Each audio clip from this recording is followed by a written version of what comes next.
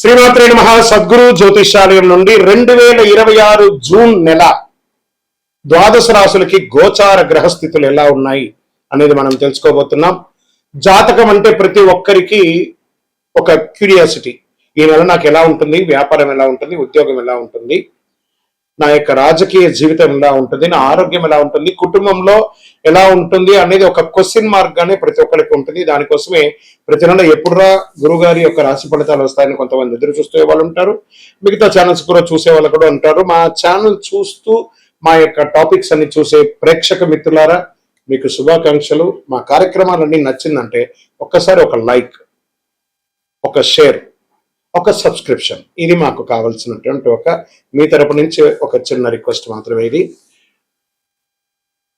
ప్రతి ఒక్కరు కూడా జాతకం తెలుసుకోవాలనుకున్న వాళ్ళు 21 వయసు లోపు ఉన్న వాళ్ళు తెలుసుకోకండి.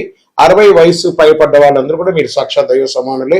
మీరు 60 తెలుగు సంవత్సరాలు చూస్తుంటారు కాబట్టి జాతకం పడుతున్న వర్షానికి ఒక గొడుగు మాత్రమే కానీ జాతకం జీవితం కాదు. ఈ నెల గోచార గ్రహాలన్నీ కూడాను ఎలా ఉన్నాయి అని చెప్తే, గురు బృహస్పతి మిథున రాశి నుండి కర్కాటక రాశికి ఈ సంవత్సరం అంతా ఉండబోతున్నారు. అద్భుతమైనటువంటి ఫలితాలు రాబోతున్నాయి. జాక్పాట్ అని కూడా చెప్పొచ్చు కొన్ని రాశులకి.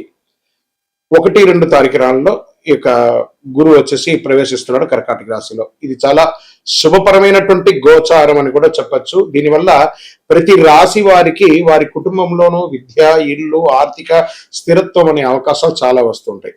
శని ఈ నెల మొత్తం కూడా మీనరాశిలోనే ఉంటారు. రాహు వచ్చేసి ఈ నెల కుంభరాశిలో ఉంటారు. కేతు సింహరాశిలో ఉంటారు. కాబట్టి గ్రహస్థితులు అందరూ కూడా మీ యొక్క జీవితంలో ఎన్నో మార్పులు తీసుకురాబోతున్నారు. జ్యోతిష్ శాస్త్ర రీత్యా ద్వాదశ రాశుల్లో 12వ రాశి అయినటువంటి మీనరాశి మిత్రులారా, జూన్ 2026 మీకు ఎలా ఉందంటే ఒక జాక్పాట్ నెల అని కూడా చెప్పొచ్చు. అదేంటంటే ఏళ్ళనాడు శని జరుగుతుంది. జన్మ శనికి వచ్చినాడు జాక్పాట్ అంటే గురు భగవానుడు ఆ శని భగవానుడితో కొలాబరేట్ అయ్యి మనం నెక్స్ట్ లెవెల్కి తీసుకెళ్లిపోతాం ఈ రాశిని అంటున్నారు. పట్టిందల్లా బంగారం అండి మీన రాశి వారికి. ఈ నెల మీరు నమ్మినా నమ్మకపోయినా మీనరాశికి ఈ నెల యోగమే. మీనరాశిలో ఆధ్యాత్మికత ఆలోచన, కొత్త అవకాశాలు కనిపించే అవకాశం అనే నెలగా ఉంటుంది. భావోద్వేగాలు ఎక్కువ ఉన్న సరైన నిర్ణయాలు తీసుకొని గెలుస్తారు. గురువు అనుకూలంగా ఉండడంలో అదృష్టం మరి గౌరవం పెరుగుతుంది. చంద్రుడి ప్రభావంతో భావోద్వేగం ఎక్కువగా ఉంటుంది. శని కారణంగా పనులు ఆలస్యం ఉన్న చివరికి ఫలితం మీ వైపే ఉంటుంది. రాహు వల్ల కొత్త పరిచయాలు, సమాజంలో ఉన్నతమైనటువంటి వాళ్ళ యొక్క పరిచయం పెరుగుతుంది. ఉద్యోగస్తులకి కొత్త బాధ్యతలు మరియు అవకాశాలు వస్తాయి. మెడికల్, ఆధ్యాత్మిక, ఎడ్యుకేషన్, క్రియేటివ్ రంగంలో ఉన్న వారికి మంచి అవకాశం. ఉద్యోగ మార్పు కోసం ఎదురు చూస్తున్న వారికి అనుకూలం. ఉద్యోగం కోసమే ఎదురు చూస్తున్న వారికి గెట్ రెడీ, ఆఫర్ లెటర్స్ వస్తున్నాయి. వ్యాపారస్తులకి మంచి అవకాశాలు ఉన్నాయి. మంచి మీరు చేస్తున్నటువంటి వ్యాపారం expansion of your business, this is the right time.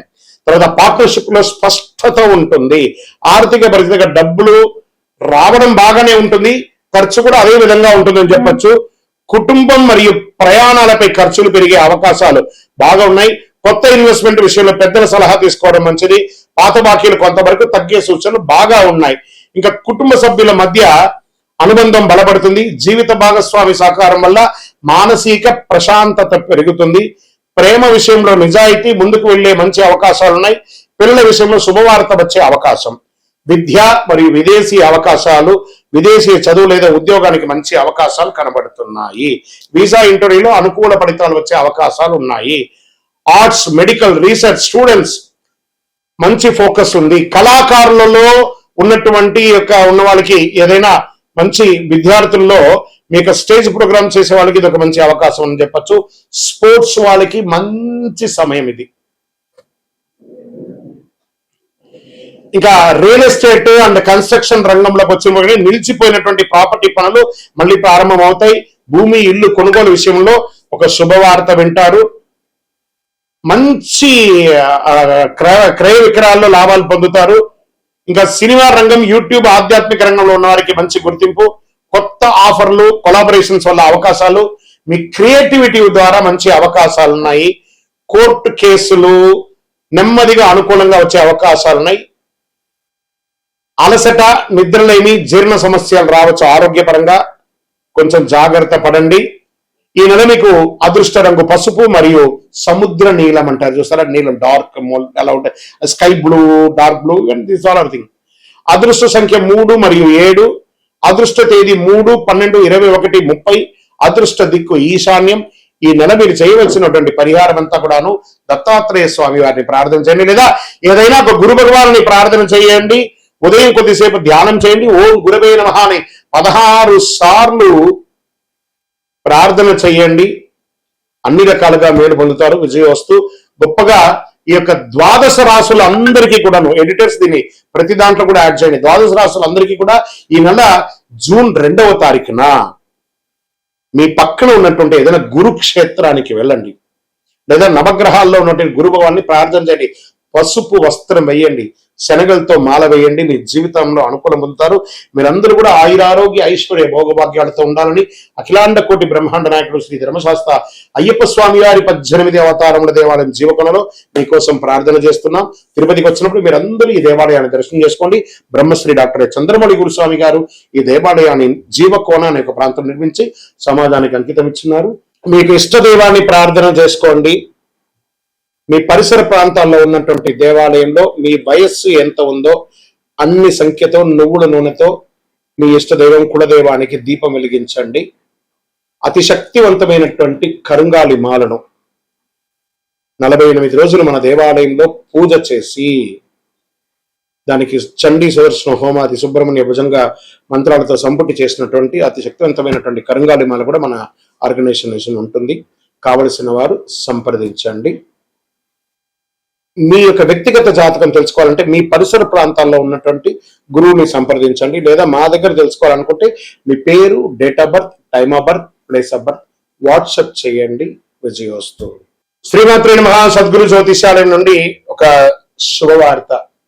మనం పుట్టినరోజు అంటే ఒక పండగలాగా చేసుకుంటాం కదా, ఏదైనా పండగ వస్తే పండగ చేసుకుంటాం కదా, అలాగే ఈ నెల జూన్ 2వ తారీఖున గురు భగవానుడు మారుతున్నాడు మిథున రాశి నుంచి కర్కాటక రాశికి.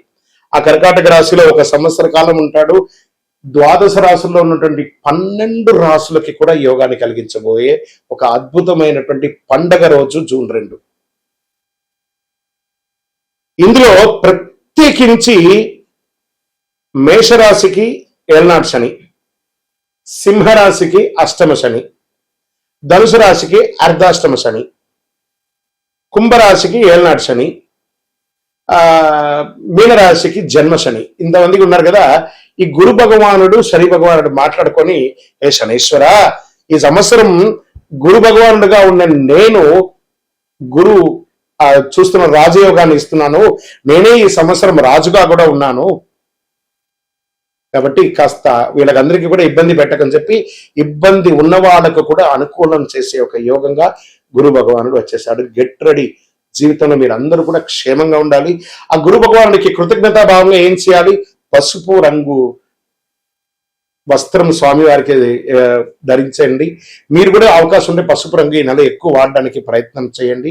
శనగలు ఉంటాయి చూసారా, సుండల శనగలు, దాన్ని నానబెట్టి ఒక 108 మాలగా గుచ్చి దక్షిణామూర్తికి కానీ గురు భగవానుడికి కానీ ఏదైనా దత్తాత్రేయుడు కానీ ఇలాంటి చోటుకి వెళ్ళి మాలగా వేసి దర్శనం చేసుకోండి. గురవే సర్వలోకానాం విసజే భవరోగినాం నిదే సర్వ విద్యానాం దక్షిణామూర్తి నమః అని చెప్పి ఆ గురు భగవాన్ని ప్రార్థన చేయండి. పేదవాళ్ళకి ఆహారం పెట్టండి, చలివేంద్రాలు ఏర్పాటు చేయండి. గురు చూసిన కోటి లాభం. ఎంత అద్భుతమైనటువంటి విషయం. గురు భగవానుడు చూశారంటే కోటి లాభం. గురువు యొక్క స్థానం మారడం వల్ల ఎన్నో మేలు కల్పించబోతున్నాడు. జూన్ 2, 2026 ఈ నెలంతా కూడా అద్భుతంగా ఉంటారు. విజయోస్తు. సర్వయ్యప్ప. బ్రహ్మశ్రీ డాక్టర్ చంద్రమౌళి గురుస్వామి గారు నిర్మించినటువంటి అష్టాదశ శాస్త్ర అయ్యప్ప స్వామి 18 అవతారముల దేవాలయం జీవకోణ తిరుపతిలో నిర్మించాం. సుమారుగా 2016 నుండి ఇప్పటి వరకు నిత్య పూజలు జరుగుతున్నాయి. మన దేవాలయంలో ధూప దీప నైవేద్యం అనే ఒక పూజా కాన్సెప్ట్ ని ప్రారంభించాం. ఎందుకంటే ఈరోజు రేపట్లో ఒక దేవాలయం నిత్య పూజలు కానీ, అన్నదాన కార్యక్రమాలు కానీ, సేవా కార్యక్రమాలు చేయాలంటే బిగ్ ఛాలెంజ్ అనమాట. దాన్ని దృష్టిలో పెట్టుకొని పూజ్య గురువులు బ్రహ్మశ్రీ డాక్టర్ చంద్రమౌళి గురుస్వామి గారు భక్తుల గోత్రనామావళితో ప్రతినిత్యం పూజ. మీరు దేవాలయానికి వచ్చినా రాకపోయినా మీ గోత్రనామాలతో మన దేవాలయంలో పూజ జరుగుతుంది. ఇంటి యొక్క పూజకు గురుగారు 999 రూపాయలు ఒక నెలకు అని నిర్ణయించారు. అవకాశం ఉన్నవాళ్ళు మీ పేరు, గోత్రం, భార్య పేరు, పిల్లల పేరు రాసి పంపారనుకోండి. మీ గోత్ర నామాలతో ప్రతినిత్యం ఆ 18 అవతారాలను దేవాలయంలో పూజ చేసి స్వామివారి యొక్క జన్మ నక్షత్రమైనటువంటి ఉత్తరా నక్షత్రం రోజు గణపతి హోమం కూడా మీ పేరు మీద చేసి స్వామివారి అభిషేక భస్మ ప్రసాదాన్ని ప్రతి నెల మీకు ఇంటికి పోస్టు ద్వారా పంపడం జరుగుతుంది. అవకాశం ఉన్నవాడు ఈ యొక్క మంచి సదుద్దేశంతో తయారు చేస్తున్నటువంటి యొక్క సేవా కార్యక్రమంలో ధూపదీప నైవేద్య పూజలో పాల్గొనండి. స్వామి శరణమయ్యప్ప. ఈ యొక్క నెంబర్ అంతా కూడా మీకు డిస్ప్లేలో వేస్తాను. శరణమయ్యప్ప. దేవుడు మనకు జీవితంలో పరీక్షలు ఎందుకు పెడుతున్నారని ఒక ప్రశ్న అడుగుతున్నారు. దేవుడు మనకు పరీక్షలు పెట్టడం మనకు ఆయనకేం పని లేదండి. మిమ్మల్ని ఎంచుకొని మీకు పరీక్షలు పెట్టడం అనేది కాదు. మనం ఎంచుకున్నటువంటి దారి, ఆ దారిలో మనం పుట్టినప్పటి నుంచి మరణించేంత వరకు నీ యొక్క రాత ఇది అని చెప్పి రాసి పంపించేస్తాడు. అర్థమైందా? ప్రతి ఒక్కరికి కూడాను ఈ యొక్క తల్లిదండ్రులకి పిల్లవాడు గాను, ఒక భార్యకు ఒక భర్తకు భర్త భార్య గాను, భార్యకు భర్త గాను, పిల్లలు గాను, అత్తమామలు గాను, ఫ్రెండ్స్ గాను, ఉద్యోగం గాను, వృత్తి గాను నిర్ణయించబడింది మరణం వరకు. మరి ఇందులో వచ్చే పరీక్షలు అంటారు చూసారా, భగవంతుడు దీన్ని కొంచెం ఫర్నిష్ గా చెప్పుకుంటే చెరిష్ ద గిఫ్టర్, అబ్యూస్ ద గిఫ్టర్ అని అంటారు అనమాట. భగవంతుడు మనకు ఒక అద్భుతమైనటువంటి గిఫ్ట్, ఈ శరీరాన్ని ఇచ్చాడు. దేహో దేవాలయ భక్తి అని చెప్పేసి ఒక జీవితాన్ని, మానవ జన్మనిచ్చాడు. ఇందులో మనం చక్కగా పరోపకారార్థి ఇదం శరీరం అనుకుంటూ మనం చేయాల్సిన కార్యక్రమాలు చేసుకుంటూ ఇతరులను చేసుకుంటూ పోతే అన్ని రకాలుగా ఉంటుంది. ఎప్పుడైతే మనలో స్వార్థం అది వస్తుందో, ఆశ అవన్నీ పెరుగుతుందో, అప్పుడు దారి తప్పుతూ ఉంటాం. ఆ దారి తప్పినప్పుడు అవసరాలు పెరుగుతాయి. ఆ అవసరాలకు తగ్గట్టుగా అవకాశాలు ఉండదు. దానికి అప్పులు చేయడము, లేకపోతే ఇతరులను ఏమార్చడము, సమాజంలో ఇబ్బంది పెట్టడము. దాన్ని మనం ఏం చేస్తాం? భగవంతుడు నాకే ఇన్ని కష్టాలు ఇస్తావా అని భగవంతుడిని బ్లేమ్ చేయడం. ఆయనకి ఏమైనా పన? మీరు పుట్టినప్పటి నుంచి మీరు మరణించేంత వరకు ఒక్క క్షణం కూడా ఆగకుండా గుండె కొట్టుకుంటూ ఉంటుంది. అప్పుడు మీకు పరీక్ష పెడుతున్నాడా భగవంతుడు? అనుగ్రహం ఇస్తున్నాడా? మనమైనా ఒక్కొక్కసారి శ్రద్ధగా ఉండం. అలా పడుకుంటా, ఇలా లేస్తాం. మీరు పడుకున్నా, లేసినా, తిన్నా, ఏమేమి వేషాలు వేసినా వాటన్నిటినీ సగిస్తూ భావిస్తూ మీ హృదయంలో lub dub lub dub lub dub lub డబ్ను కొట్టుకుంటూ ఆ ప్రాణవాయుని ఇచ్చే భగవంతుడికి కృతజ్ఞత చెప్పండి. కానీ భగవంతుడు ఇబ్బంది పెట్టాడు. భగవంతుడు అనుగ్రహ ప్రదాయుడు. మీ ఆశలు, మీ అలవాట్లను అదుపులో పెట్టుకుంటే జీవితం అంతా సుఖ సంతోషాలతో ఉంటారు. విజయోస్తు.